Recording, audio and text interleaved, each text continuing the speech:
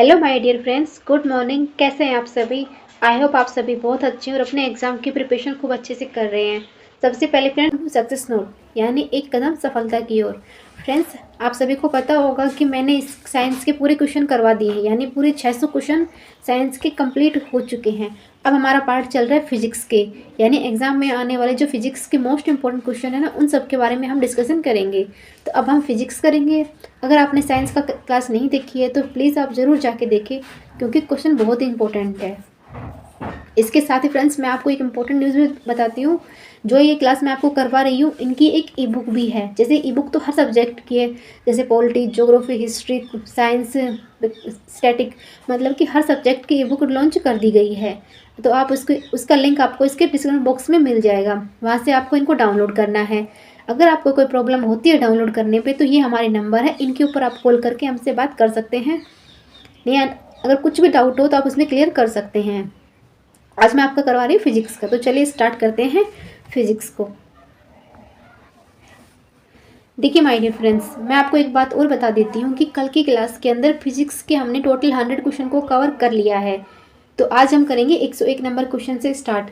जो कल की क्लास थी हमारे फिजिक्स की थी, जिसके अंदर मतलब कि छोटे छोटे क्वेश्चन थे, लेकिन एग्जाम के लिए वो क्वेश्चन बहुत इंपॉर्टेंट है, तो आपको एक बार उनको ज़रूर रीड करना चाहिए।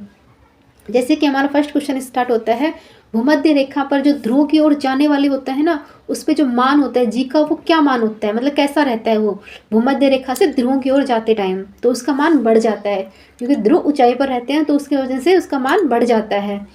जैसे कि सेकंड क्वेश्चन आता है, पृथ्वी के किस स्थान पर पिंड का भार सर्वाधिक होगा? तो ये बात फर्स्ट में क्लियर कर दी कि जब उसका मान बढ़ेगा तो कहाँ पर बढ़ेगा? ध्रुव के ऊपर ही उसका मान बढ़ता है, यानी पिंड का जो भार होता है वो ध्रुव पे जाकर उस पर बढ़ जाएगा, नहीं तो नॉर्मल रहता है। नेक्स्ट आता है क्वेश्चन नंबर 103, यदि वायु पृथ्वी को नगन कर दिया जाए, यानी नाक के बराबर कर दिया जाए, तो एक समान लकड़ी और लोहा मोम के टुकड़ों को अगर पृथ्वी से पर गिराया जाएगा एक साथ सेम ऊंचाई के ऊपर से, तो वैसे क्या होगा?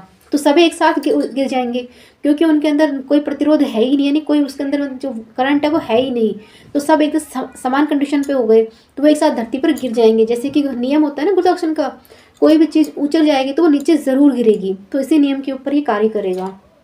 नेक्स्ट आएगा 104, चंद्रमा की सतह पर जो पलायन वेग होता है वो पृथ्वी की सतह से अपेक्षा कम होता है।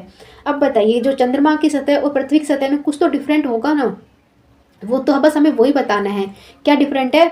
जो चंद्रमा की जो त्रिज्या होती है ना, वो पृथ्वी की से कम होती है, यानी पृथ्वी की ज़्यादा होती है और चंद्रमा की कम होती है। क्लियर? नेक्स्ट है क्वेश्चन नंबर 105, ये आता है, जो गुरुत्वाकर्षण का जो सार्वभौमिक नियम है का सिद्धांत पर का प्रतिपादन किसने किया था? जिस नियम के बारे में हम पढ़ रहे हैं कि बताते हैं कि ये नियम है, तो इसका किसने प्रतिपादन किया था? तो कौन थे वो?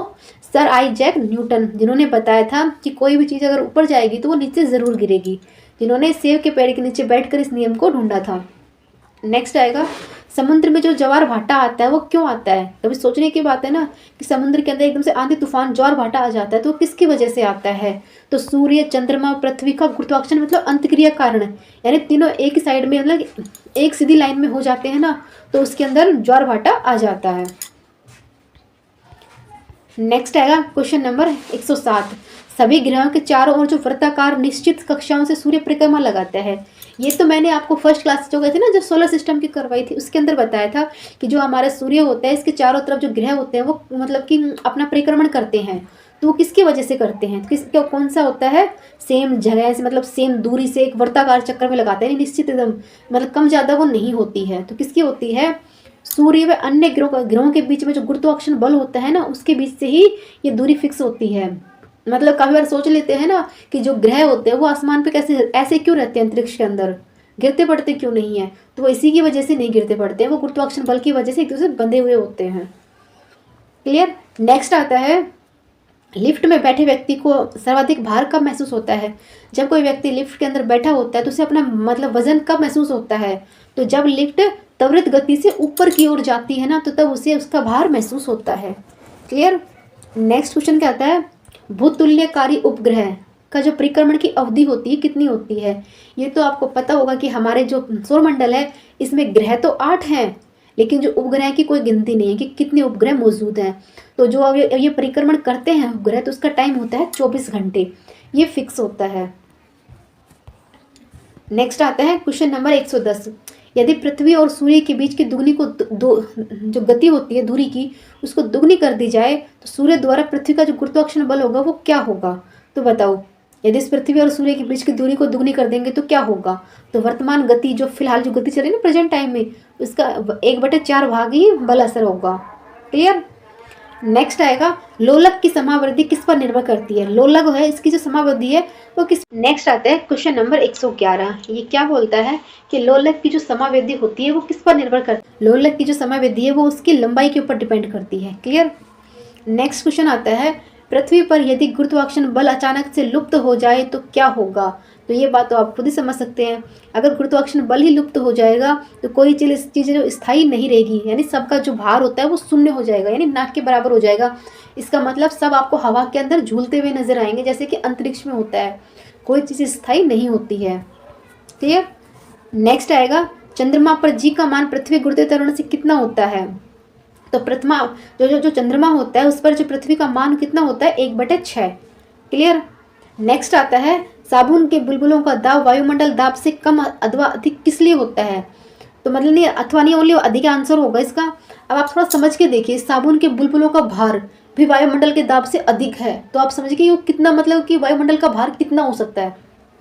नेक्स्ट आता है, गाड़ियों में जो अचानक से ब्रेक लगते हैं ना, सोचिए हाइड्रोलिक ब्रेक, वो किस सिद्धांत के ऊपर कार्य करते हैं? तो किसके ऊपर कार्य करते हैं ब्रेक लगना? वो करते हैं पास्कल के सिद्धांत के ऊपर कार्य। नेक्स्ट आता है, जल का अपेक्षित घनत्व किस ताप पर निर्भर करता है? तो किस पे सबसे अधिक होता है? वो होता है 4 डिग्री सेल्सियस के ऊपर। जब पानी का जो बर्फ जम जाता है ना, उसकी बस लास्ट यही होती है 4 डिग्री सेल्सियस। इसके ऊपर जल का ताप कभी नहीं जमता है, जैसे नदी झीलों के अंदर। नेक्स्ट जो मैंने आपको अभी बताया उसका आ गया है, बर्फीले क्षेत्रों में शीतकालीन में जब झील की ऊपरी सतह के ऊपर बर्फ में बदल जाती है तो उसके अंदर जो रहने वाले जो जलीय जीव होते हैं वो जीवित कैसे रह पाते हैं? यानी उनको तो सांस भी नहीं मिल पाती, फिर वो जीते कैसे हैं? किसकी वजह से जीते हैं? क्योंकि पानी का जो घनत्व होता है ना वो 4 डिग्री सेल्सियस पे अधिक जमता है। इसके अगर वो नहीं जल पाता तो फिर क्या होता है, जब वो जमेगा ही नहीं तो पानी के नीचे जो जलीय जीव होते हैं वो आराम से रह पाएंगे, यानी वो अपना बर्फ के नीचे रहकर अपना जीवन यापन करते हैं और जिंदा रहते हैं। ये क्वेश्चन भी फिजिक्स का ही है। नेक्स्ट आता है, नदी से समुद्र में प्रवेश करने के लिए किसी जहाज की क्या जरूरत की प्रतिक्रिया होती है? अब बताओ, नदी से समुद्र में प्रवेश करने के लिए किस जहाज के लिए की प्रतिक्रिया होती है? वह नदी अपेक्षा समुद्र से ऊपर की ओर उड़ जाता है। क्लियर? नेक्स्ट आएगा, किसी की वस्तु की मात्रा बदलने पर उसका घनत्व पर क्या असर पड़ेगा? अगर हम किसी की मात्रा को चेंज कर देंगे तो वस्तु का जो घनत्व होता है ना वो अपरिवर्तित रहेगा, बदल जाएगा। नेक्स्ट आएगा, पृष्ठ तनाव का कारण क्या होता है? जो पृष्ठ तनाव होता है उसमें क्या होता है? उसमें अणुओं के मध्य संयोजक बल लग जाता है पृष्ठ तनाव के कारण। नेक्स्ट आता है, तेल जल में के पृष्ठ पर क्यों फैलता है? यानी आप देखा होगा कि तेल को हम चेन में गिराते तो आपस में पूरा फैल जाता है, तो किसकी वजह से फैलता है? क्योंकि तेल के अंदर पृष्ठ जो जल होता है ना वो कम होता है। पृष्ठ तनाव एकदम जल के मतलब बिल्कुल नगन कम होता है, इसकी वजह से तेल जल में के पृष्ठ पर फैला फैला नजर आता है, चाहे वो आप जल जमीन पर देख सकते हैं चाहे वो पानी के अंदर देख सकते हैं। नेक्स्ट आएगा, वर्षा की जो बूंदें होती हैं वो गोलाकार क्यों होती हैं? तभी ध्यान से देखना, आपको नजर आएगा कि जो वर्षा की जो बूंदें होती हैं वो गोलाकार कंडीशन में होती है। तो किसकी वजह से होती हैं? जल के पृष्ठ तनाव के कारण होती हैं। और ये क्वेश्चन एसएससी के अंदर पूछा गया है कि वर्षा की बूंदें किसके गोल क्यों होती हैं। इनमें से पता नहीं कौन सा क्वेश्चन किसके लिए इंपॉर्टेंट हो जाए, तो सब क्वेश्चन को रीड कीजिएगा। एक बार मैं पढ़ा रही हूँ और एक बार आप ई बुक को परचेज कीजिएगा, फिर उससे आपके सारे डाउट क्लियर हो जाएंगे, क्योंकि आपको अपना पढ़ा हुआ कुछ ज़्यादा याद रहेगा। क्लियर? नेक्स्ट आता है, जल की तुलना में वायु की गति करना सरल क्यों है? बताइए, एक तो जल में करे गति, एक वायु में गति करना सरल क्यों है? क्योंकि जो जल की श्यानता होती है वह वायु से अधिक होती है। नेक्स्ट आता है, समुद्र में पलवन करते समय जब बर्फ पिघलती है तो पानी का स्तर पर कोई परिवर्तन नहीं होता, क्यों? अब बताइए, समुद्र में जब बर्फ पिघलती है तो उसका पानी का जो कोई चेंजमेंट नहीं होता है, किसकी वजह से नहीं होता है? क्योंकि बर्फ का पिंड भारी सतह से 1/9 भाग ऊपर उठा हुआ होता है, यानी जो बर्फ का जो हिस्सा जो जम जाती है वो पहले ही समुद्र के तल से ऊंची दिखाई देती है। इसकी वजह से पानी के स्तर में कोई चेंजमेंट होता ही नहीं है। नेक्स्ट आता है, मिट्टी के जो दिए होते हैं मिट्टी का तेल की बत्ती जलाएं पे तो ऊपर चढ़ने का क्या कारण होता है? अब बताइए, दिए में मिट्टी के तेल से बत्ती क्यों जलती? नेक्स्ट आता है क्वेश्चन नंबर 125। अब ये क्या कहता है कि दिए में जो मिट्टी का दिया होता है उसके अंदर जो तेल के हम बत्ती रखते हैं तो तेल कैसे ऊपर जाते हैं, कौन से गुण के ऊपर वो ऊपर जाता है। तो वो जाता है किसी को तो गुण के ऊपर, तेल है ना बत्ती से के जरिए ऊपर की ओर जाता है और जिससे लो जलने लगती है। क्लियर। नेक्स्ट आएगा अपमार्जक मिलाने से जल का जो पृष्ठ है उस पर क्या असर पड़ता है। तो फ्रेंड्स अपमार्जक मिलाने से जो जो जल का पृष्ठ तनाव होता है वो घट जाता है। क्लियर। नेक्स्ट आता है फाउंटेन पेन, यानी स्याही वाले जो पेन होते हैं वो किस सिद्धांत के ऊपर कार्य करते हैं, यानी उनको दबाते हैं और वो लिखना स्टार्ट हो जाता है। तो वो किस सिद्धांत के ऊपर कार्य करते हैं, तो वही बत्ती वाली बात है, किसी का तो सिद्धांत के ऊपर वो कार्य करता है। जैसे कि बत्ती चलती है तेल अपने आप ऊपर जाता है, उसी प्रकार जो जो स्याही है वो अपने आप नीचे आती है। नेक्स्ट आता है समुद्र तल से एक जो वायुमंडल होता है उसका दाब का मान कितना होता है। तो समुद्र तल से एक वायुमंडल का दाब क्या होता है, तो वो होता है फ्रेंड्स 1.013 गुना 10⁵ पास्कल। नेक्स्ट आता है जल से कोई भरी हुई बाल्टी है, उसको अगर हम हिलाकर छोड़ देंगे तो कुछ समय पश्चात वो पानी स्थिर हो जाता है। तो किस गुण के कारण स्थिर होता है, तो वो जल की क्षमता के कारण जल अपने आपस में स्थिर हो जाता है। चाहे आप उसे कितनी बार हिला लो वो अपने आप कुछ टाइम के बाद अपनी नॉर्मल कंडीशन के ऊपर आ जाता है। नेक्स्ट आता है धातु की जो अशुद्धता होती है, मतलब शुद्ध और अशुद्ध होती है, उसको ज्ञात करने के लिए किस सिद्धांत पे कार्य करते हैं, यानी कौन सी धातु कितनी प्योर है इसके लिए हम किसका यूज करते हैं। तो किसका करते हैं, आर्किमिडीज सिद्धांत का करते हैं, जिससे पता चलता है कि धातु कितनी प्योर है। नेक्स्ट आता है क्वेश्चन नंबर 131।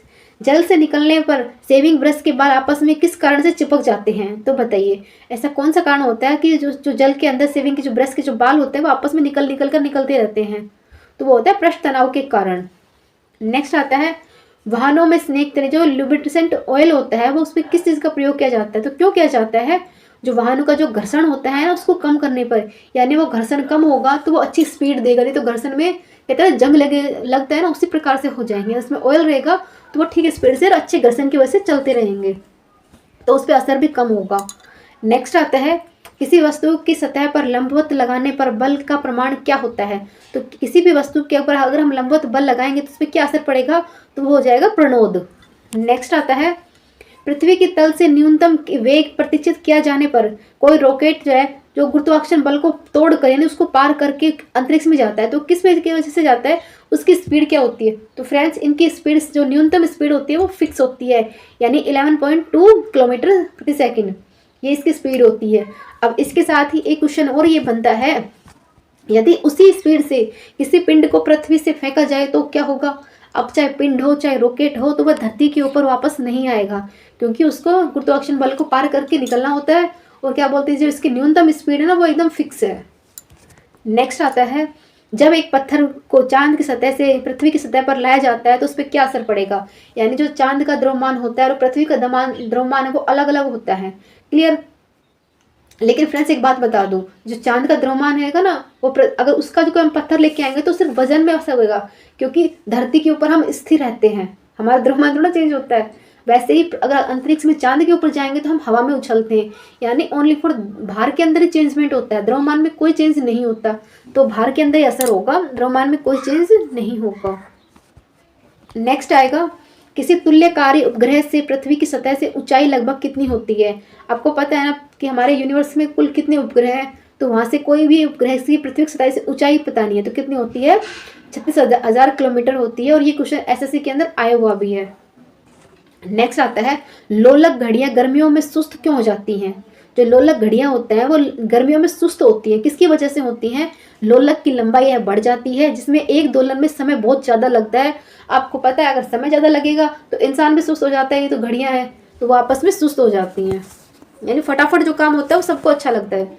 नेक्स्ट आता है यदि किसी सरल लोलक की लंबाई को 4% बढ़ा दिया जाए तो इसका आवर्तकाल पे क्या होगा। तो उसका 2% बढ़ जाएगा, यानी लंबाई को 4% बढ़ाएंगे तो उसकी लंबाई होती है आवर्तकाल की वो 2% बढ़ जाएगी, जो कि आरआरबी के अंदर पूछा हुआ क्वेश्चन है, यानी इंपॉर्टेंट क्वेश्चन है। इसीलिए तो मैं आपको बोल रही हूँ कि आपको ई बुक ज़रूर परचेज करनी चाहिए, क्योंकि एक बार आप मैं पढ़ोगे एक बार आप खुद पढ़ेंगे तो एग्जाम क्लियर होना फिक्स है।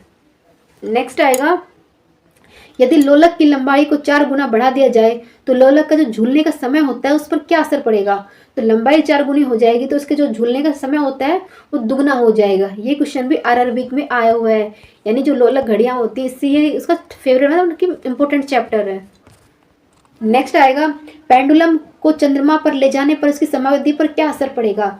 जो पेंडुलम होता है उसको चंद्रमा पर ले जाएंगे तो जो उसका टाइम पीरियड होता है उस पर क्या असर पड़ेगा, तो उसका टाइम पीरियड बढ़ जाएगा। क्लियर, ये क्वेश्चन भी एसएससी के अंदर आया हुआ है, यानी इंपॉर्टेंट है। नेक्स्ट आता है, साबुन के द्वारा सतहों को साफ करने के लिए किस सिद्धांत पर आधारित होता है।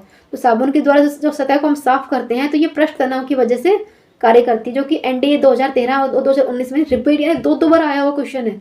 ये क्वेश्चन इंपॉर्टेंट है। नेक्स्ट आएगा, एक व्यक्ति पूर्णतः चिपकने वाली वृत्त से क्षैतिज समतल विराम से स्थित है तो उसको न्यूटन का किस नियम के ऊपर कार्य करेगा। जिसको तो तट होता है उसको हम ला सकते हैं, तो कौन सा नियम कार्य करेगा, तो करेगा न्यूटन का थर्ड नियम, जो कि एक पूर्ण व्यक्ति है बर्फ के चिपकने से क्षैतिज समतल के मध्य विराम स्थिति में होता है। क्लियर। नेक्स्ट आता है, जब शुद्ध जल को डिटर्जेंट में डाला जाता है तो झाग से आते हैं, तो किसकी वजह से आते हैं, तो वो आते हैं जल का जो पृष्ठ तनाव होता है वो घट जाता है जब हम किसी डिटर्जेंट को जल के अंदर डालते हैं, यानी सर्फ यानी जो निरमा होता है उसको डालने का प्रोसेस होता है। नेक्स्ट होता है, श्यानता किसकी इकाई होती है। जो श्यानता होती है वो प्लाइवेज की इकाई होती है। नेक्स्ट आता है, यदि केसर नली का व्यास दुगना होकर दिया जाए तो उस पर चढ़ने वाले जल का सतह की ऊंचाई पर क्या असर पड़ेगा। तो उसकी जो केसर नली का व्यास ही दुगना हो जाएगा, तो आपको पता है अगर व्यास दुगना हो जाएगा तो उसका जो ऊंचाई होती है वो आधी हो जाएगी, तो उसकी आधी रह जाएगी। नेक्स्ट आएगा 146 यानी 146, पानी में लोहे की सुई डूब जाती है लेकिन नाव नहीं डूबती, वो तो पूरी तरह से भारी होती है और लोहे की बनी हुई होती है, तो किस सिद्धांत के ऊपर कार्य करती है, तो ये भी आर्किमिडीज सिद्धांत के ऊपर ही कार्य करती है, जिससे पानी में सुई डूब सकती है लेकिन नाव नहीं डूबती। नेक्स्ट आएगा, एक तुल्यकाली उपग्रह पृथ्वी से इर्द गिर्द किस दिशा में घूमता रहता है। तो चाहे कोई से भी उपग्रह हो कि किसी भी ग्रह के चारों ओर घूम रहे हो तो वो पश्चिम से पूर्व की ओर ही अपवहन करते हैं, यानी घूमते हैं। नेक्स्ट आता है, वाहनों के पहिए पे लगे बॉल बेरिंग का कार्य क्या होता है। आपने अगर कभी नोटिस किया होगा तो वाहन गाड़ियां होती है उनके पहिए के ऊपर बॉल बेरिंग लगा होता है, उसका कार्य क्या होता है स्थानिक घर्षण की गति। नेक्स्ट क्वेश्चन आता है 114, ये क्या कहता है, शक्ति का जो एसआई मात्रक वोट किसके समतुल्य होता है। अब इसमें ये तो बता दिया कि शक्ति का जो एसआई मात्रक है वो वोट होता है, वो किसके समतुल्य होता है ये पूछ रहा है। तो क्या होता है, किलोग्राम मीटर प्रति सेकंड, यानी मीटर की जो पावर सेकंड होती है और टाइम की होती है -3। क्लियर। पृथ्वी का पलायन वेग कितना होता है। जो पृथ्वी का जो पलायन वेग है वो क्या होता है, तो अभी आपको कुछ टाइम पहले बताया था कि कोई पिंड हो चाहे रॉकेट हो उसको न्यूनतम की वो वेग कितना रखा गया है, 11.2 प्रति किलोमीटर सेकंड के रखा गया है। नेक्स्ट आएगा, ऊर्जा संरक्षण का आशय क्या होता है, कि ऊर्जा संरक्षण होता है उसका मतलब क्या होता है, ऊर्जा को न तो सृजन कर सके और न ही विनाश कर सके, यही होता है इसका संरक्षण, यानी इसके बचाव को, तो ना ही हम उसका सर्जन कर सकते हैं और न ही उसका विनाश करते हैं। क्लियर। नेक्स्ट आता है, जो स्वचालित कलाएं घड़ी होती हैं जो अपने आप ही चलती हैं, क्योंकि सेल डलते हैं, उनको ऊर्जा कहाँ से मिलती है, तो उन्हें मिलती है हमारे हाथ के विभिन्न संचालनों से, उन्हें ऊर्जा मिलती रहती है। ये जो अपने आप घड़ी से सेल्स चलती है, पर इसमें एक फिजिक्स का लॉजिक भी है कि हमारे हाथ के विभिन्न संचालनों से उस पर ऊर्जा मिलती रहती है। नेक्स्ट आएगा, एक भूमि स्थिर उपग्रह को कक्ष में निरंतर गति करता है, यानी एक भूमि स्थिर जो उपग्रह है वो कक्ष के निरंतर गति करता है। क्लियर। यह एक अपकेंद्र बल पर किसे होता है, जो कि प्राप्त होता है, वो किससे, उससे जो अपकेंद्र बल है वो किससे प्रभाव से उसे प्राप्त होता है, तो होता है पृथ्वी द्वारा उपग्रह पर लगाए वाले गुरुत्वाकर्षण बल की वजह से वो उसके चारों ओर निरंतर गति करता रहता है। और ये क्वेश्चन का पूछा गया था यूपीपीएससी में, पूछा गया था 2009 के अंदर, इंपॉर्टेंट है। नेक्स्ट है, घड़ी का जो स्प्रिंग होता है वो भंडारित ऊर्जा होती है, तो जो घड़ी की स्प्रिंग किस पे होती है, वो होती है स्थितिज ऊर्जा की भंडारित ऊर्जा होती है। नेक्स्ट आता है, चंद्रमा पर वायुमंडल नहीं है, क्यों। अब बात सोचने वाली बात है कि पृथ्वी पे है, लेकिन चंद्रमा तो एक उपग्रह है और पृथ्वी ग्रह है, पर उसके ऊपर वायुमंडल नहीं है, क्यों, क्योंकि वहाँ पर जो परमाणु पलायन वेग होता है उनका एकदम जो वेग होता है ना पलायन का, वो माध्य मूल से बिल्कुल ही कम होता है, जिसकी वजह से वहाँ पर वायुमंडल नहीं है। नेक्स्ट आएगा, कोणीय संवेग किसके बराबर होता है। जो कोणीय संवेग होता है वो जड़ोत्तर आघूर्ण के और जो इनका मल्टीप्लाई हो जाता है कोणीय आवेग का, तो इन दोनों का आपस में कोणीय संवेग बन जाता है। नेक्स्ट आता है, क्रिकेट की गेंद को किस कारण मारा जाए कि वह अधिकतम दूरी जाए, यानी कितने डिग्री पर उसे क्रिकेट की बॉल को मारा जाए कि वो ज़्यादा दूर तक जाए, तो कितनी होती है 45 डिग्री के एंगल से मारा जाए तो बॉल काफ़ी दूर जाने की पूरी संभावना होती है। ये क्वेश्चन भी एसएससी 2013 में पूछा हुआ क्वेश्चन है। इन देखा लॉजिक वाले क्वेश्चन पूछ लेते हैं। नेक्स्ट आता है रात्रि दृष्टि उपकरण का यूज करने वाली तरंगे होती हैं वो कौन सी होती हैं, तो कौन सी होती हैं, वो होती हैं अरक्त तरंगे। नेक्स्ट आता है दृश्य प्रकाश तरंगे होती है, तो दृश्य प्रकाश तरंगे क्या होती हैं, 390 से 300 मतलब 750 नैनोमीटर के बीच होती है दृश्य तरंगे, जो कि मतलब एक तरह से प्रकाश का ही कार्य करती हैं, लेकिन उनका जो तरंग दैर्घ्य फिक्स की गई है वो 390 से लेकर 750 नैनोमीटर के बीच में ही होती है।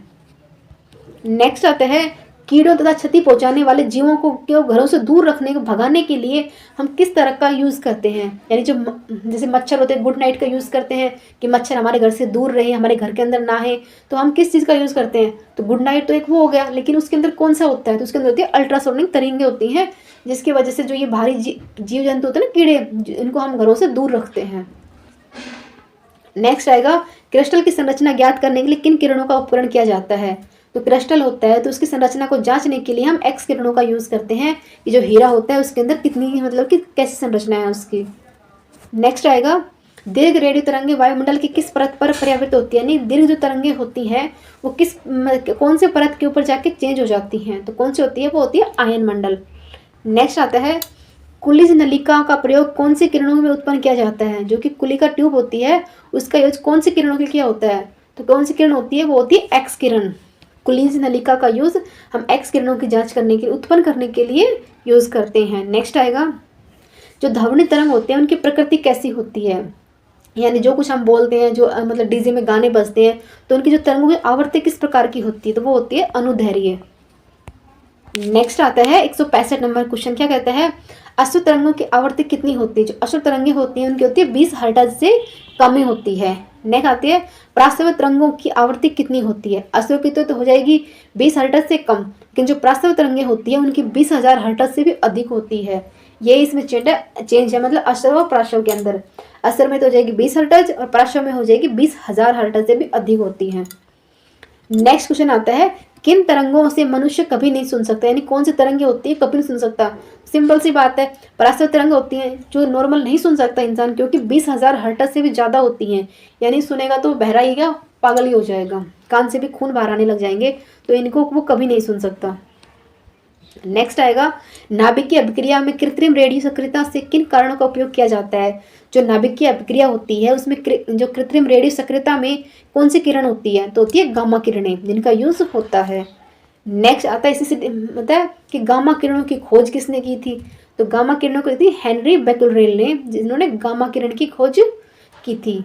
नेक्स्ट क्वेश्चन आता है कि फोटोग्राफी एवं टीवी रिमोट को कंट्रोल करने के लिए चुंबक की कौन सी चुंबक की तरंगें यूज आती हैं। आपने देखा है कि खड़े खड़े रहते हैं हमारी फोटो क्लिक हो जाती है, बैठे बैठे हम टीवी का मतलब चैनल को चेंज कर लेते हैं, तो उसमें कौन सी तरंगें होती हैं, उसमें होती है अवरक्त तरंगें होती हैं, जिसकी वजह से वो आपस में कार्य करते हैं।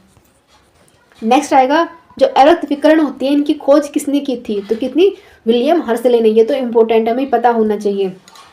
नेक्स्ट आएगा जो लघु रेडियो होते हैं ना उनकी खोज किसने की थी, जो छोटे रेडियो होते हैं इनकी खोज किसने की थी, हेनरिक हर्ट्ज ने की थी। नेक्स्ट आता है क्वेश्चन आता है रेडियो टेलीविजन रडार टेलीफोन की तरंगों का उपयोग किसने बताया था, तो किसके अंदर आती हैं, वो लघु रेडियो तरंगों के बीच में आती हैं, जिसकी वजह से रेडियो में गाने आ जाते हैं, टीवी पे चैनल आते हैं, रडार से हम पता कर सकते हैं कि बारिश होने वाली है नहीं होने वाली है, और टेलीफोन से हम दूर दूर रहकर भी बात कर सकते हैं, यानी लघु रेडियो तरंगे के बीच ये सब कुछ आता है। नेक्स्ट आता है रेडियो और टेलीविजन का प्रसारण किस विद्युत चुंबकीय तरंगों पर उपयोग किया जाता है। अब आपको पता है ना कि रेडियो और टेलीविजन एकदम सेम ही होते हैं, तो वो आते हैं दीर्घ रेडियो तरंगों के बीच में आते हैं। नेक्स्ट आता है दीर्घ रेडियो तरंगों की खोज किसने की थी, तो जो दीर्घ रेडियो होते हैं उनकी खोज की थी मार्कोनी ने। नेक्स्ट क्वेश्चन आता है 177 यानी 177 क्वेश्चन क्या कहता है जो पराश्रव्य तरंग होते हैं ना अल्ट्रासोनिक वेव्स, इनका सबसे पहले किसके सीटी बजाकर उत्पन्न किया था, तो ये तो गाल्टन ने किया था। इन जो पराश्रव्य तरंगों की खोज किसने की थी, गाल्टन ने। नेक्स्ट आता है शिकार में बाघाओं का पता लगाने के लिए चमगादड़ डॉल्फिन किस परिघटना का प्रयोग करते हैं, यानी जो चमगादड़ होते हैं डॉल्फिन होते हैं वो शिकार करने के लिए यानी किसी को खाने के लिए अपन शिकार करते हैं तो वो किस घटना का प्रयोग करते हैं, यानी प्रतिध्वनि का निर्धारण वाली विधि का यूज करते हैं, जो कि एसएससी में पूछा हुआ क्वेश्चन है। नेक्स्ट आएगा जो पैराबैंगन किरणें होती है ना अल्ट्रावायलेट रेडिएशन, उनकी खोज किसने की थी, तो ये आता है विबग्योर के अंदर आता है, इसके अंदर पूरे 7 कलर होते हैं, खोज की थी जोहान रिटर ने। नेक्स्ट आता है एक्स किरणों की खोज किसने की थी? एक्स की थी WC रोंटगन ने इसकी खोज की थी, एक्स किरणों की। नेक्स्ट क्वेश्चन आता है, प्रकाश वैद्युतीय प्रभाव उत्पन्न करने के लिए किन किरणों का यूज किया जाता है? तभी मैंने बताया कि प्रकाश के वैद्युत को प्रभाव को उत्पन्न करने के लिए पराबैंगनी किरण कौन सी होती है? विबग्योर, जिसके अंदर रेड और वॉयलेट कलर के अंदर बीच में सारे कलर आ जाते हैं, लेकिन स्टार्ट में होता है बैंगनी, और मतलब कि स्टार्ट में तो रेड होता है और लास्ट में होता है बैंगनी, यानी पराबैंगनी किरण जिनको बोला जाता है।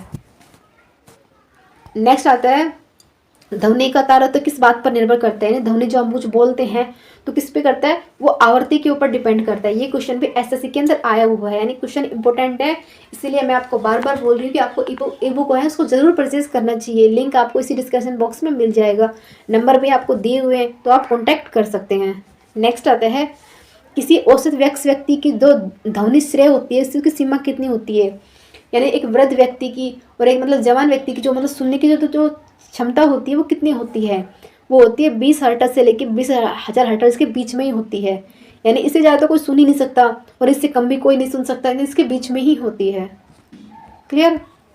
नेक्स्ट आएगा 184 क्वेश्चन। ये क्या कहता है, विमानों के आंतरिक भागों की सफाई किन तरंगों का यूज किया जाता है? जो विमान होते हैं, हवाई जहाज होते हैं, इनकी तरंगों की इनकी जो सफाई करते हैं उसको किसके यूज़ करते हैं? तो परासर यानी जो अल्ट्रासोनिक तरंग होती है ना, उनसे इनकी सफाई को किया जाता है। नेक्स्ट आता है, शत्रु के वायुयान में उपस्थिति को पता लगाने के लिए कौन सी किरण का प्रयोग किया जाता है? यानी कोई शत्रु वायुयान के अंदर उपस्थित है तो उसकी पता करने के लिए रेडियो तरंगों का यूज किया जाता है। नेक्स्ट क्वेश्चन आता है, बंद चूल्हे यानी जो ओवन होते हैं उनमें किस चीज़ का प्रयोग करते हैं कि ओवन को बंद करते खाना तुरंत बन के तैयार हो जाता है? उसके बोलते हैं सूक्ष्म तरंगे यानी माइक्रोवेव। नेक्स्ट आता है, समुद्र के भीतर किसी वस्तु का पता लगाने के लिए किस उपकरण का यूज किया जाता है? यानी समुद्र के अंदर जैसे टाइटन ढूंढी गई है, द्वारिका नगरी ढूंढी गई है, तो उसको पता लगाने के लिए किसका क्या था? सोनार का यूज करके पता लगाया था कि समुद्र के नीचे कुछ है। नेक्स्ट आता है, जो प्रासैनिक जेट होते हैं वायुमंडल के किस परत को नुकसान पहुंचाते हैं? तो वो सिर्फ ओजोन परत का ही हाश करते हैं। नेक्स्ट क्वेश्चन आता है, ध्वनि के स्रोत को परावर्तित सतह की मध्यम न्यूनतम दूरी कितनी होनी चाहिए जिससे कि प्रतिध्वनि स्पष्ट रूप से सुनाई दे? यानी जो ध्वनि की जो लिमिट न्यूनतम दूरी कितनी होनी चाहिए कि हमें एकदम साफ साफ सुनाई दे? तो कितनी होनी चाहिए? 16.5 मीटर होनी ही चाहिए। नेक्स्ट आता है, बड़े सभाघरों में ध्वनि स्रोत बंद करने होने वाले कुछ भी देर तक ध्वनि सुनाई देती है, इसका क्या कारण है? तो बात है अनुरण। जो बड़े बड़े सभागार होते हैं जैसे मीटिंग होती है उनमें जो ध्वनि के जो स्रोत होते हैं ना उनको बंद कर दिया जाता है ताकि वो जो ध्वनि होती है वो देर तक सुनाई देती है, जिसका क्या है उसे बोलते हैं अनुसरण। यानी वो घूम फिर के वहीं घूमती रहती है, भाई लंबे टाइम तक सुनती रहती है। यानी इतना लंबा टाइम भी नहीं होता लेकिन रहता है, कुछ % रहता है। नेक्स्ट आता है, चंद्रमा के धरातल पर दो व्यक्ति एक दूसरे की बातें नहीं सुन सकते, क्या कारण होता है? यानी जो चंद्रमा होता है इसके ऊपर दो व्यक्ति जाकर आपस में बात तक नहीं कर सकते, तो वो किसकी वजह से बात नहीं कर सकते? क्योंकि चंद्रमा पर वायुमंडल न होने के कारण दो इंसान आपस में पास ही नहीं होंगे तो वो बात कैसे करेंगे? यानी उनको कुछ सुनाई भी नहीं देगा। नेक्स्ट आता है, वह जैव पद्धति जिसमें पराशर ध्वनि का प्रयोग किया जाता है उसे क्या कहते हैं? तो उसको बोलते हैं सोनोग्राफी, जिसमें कि मतलब जो जैव पद्धति होती है जिसमें पराशर ध्वनि का यूज करके अंदर तक ये पता कर सकते हैं। नेक्स्ट आता है, महिलाओं की आवाज़ व पुरुषों की आवाज़ में अपना तीक्ष्ण होती है, यानी महिलाओं की आवाज़ होती है वो एकदम तीखी होती है और पुरुषों की थोड़ी मोटी होती है। तो किसकी वजह से होती है? क्योंकि महिला की आवाज़ में तारिक अधिक होता है तो इसकी उनकी तीखी आवाज़ होती है, नकुली होती है। जो आदमी होता है, पुरुष होता है, उसकी मोटी आवाज़ होती है। नेक्स्ट आता है, वायु में ध्वनि का वेग की प्रकृति कैसे होती है? तो वायु के अंदर अगर हम बोलते हैं तो हमारे जो घटने वो है ना तापमान घट जाता है, यानी घटने लगता है। नेक्स्ट आता है, ध्वनि के किस माध्यम से न होकर गुजरती है? तो किस माध्यम से होकर नहीं गुजर पाती है? तो होती है निर्वात। नेक्स्ट क्वेश्चन आता है, स्टेटोस्कोप्स का किस सिद्धांत के ऊपर कार्य करता है? तो वो कहते हैं ध्वनि के परावर्तन पर वो कार्य करता है। नेक्स्ट आ जाएगा, साधारण बातचीत में ध्वनि की तीव्रता कितनी होनी चाहिए? जैसे कि हम कोई नॉर्मल बात करते हैं तो उसके अंदर हमारी कितनी होनी चाहिए? वो होती है 30 से 40 डेसिबल, इससे हमारी। नेक्स्ट क्वेश्चन आता है, जो स्टेथोस्कोप्स होता है वो किस सिद्धांत के ऊपर कार्य करता है? तो किसको कहता है? वो हमारी हार्ट बीट यानी ध्वनि के परावर्तन के आवाज को सुनता है। नेक्स्ट क्वेश्चन आता है, जो हम नॉर्मल बातचीत करते हैं उसकी ध्वनि होती है वो किस लय में होनी, कितनी कैसी होनी चाहिए? तो कैसी होनी चाहिए? 30 से 40 डेसिबल के बीच में हमारी ध्वनि होनी चाहिए। नेक्स्ट क्वेश्चन आता है कि रात्रि के टाइम पेड़ों के जो पत्ते होते हैं ना, उनकी आवाज़ कभी आप ध्यान से सुनना, आपको सुनाई देगी। तो उनके जो पत्तों की जो ध्वनि होती है वो कितनी होती है? वो होती है 10 से 20 डेसिबल। नेक्स्ट आता है एकॉस्टिक्स होता है, इसका अध्ययन क्या कहलाता है? तो एकॉस्टिक्स का ध्वनि का एक अध्ययन होता है। नेक्स्ट आता है जो पराश्रव्य की ध्वनि तरंग किसके द्वारा सुनी जा सकती है? तो किसके द्वारा सुनते हैं हम? तो कौन कौन क्योंकि नॉर्मल इंसान तो सुन ही नहीं सकता इनको, लेकिन जो कुत्ते और डॉल्फिन मछली होते हैं ना, वो इस आवाज़ को सुन सकते हैं, क्योंकि इसकी जो आवृत्ति होती है वो 20,000 हर्ट्ज से भी ज़्यादा होती है। क्लियर? आई होप कि आप सभी को ये क्वेश्चन अच्छे लगे होंगे। तो प्लीज़ अपना फीडबैक ज़रूर दीजिएगा और ई बुक को ज़रूर से ज़रूर परचेज़ कीजिएगा, क्योंकि आपके एग्ज़ाम के लिए इम्पोर्टेंट है। क्योंकि आप अपने लिए, अपने फ्यूचर के लिए कुछ कर रहे हो ना, तो करने से पहले सोचना नहीं चाहिए। आज करोगे तभी आपको कल कुछ मिलेगा। Thank you. Like, share and subscribe.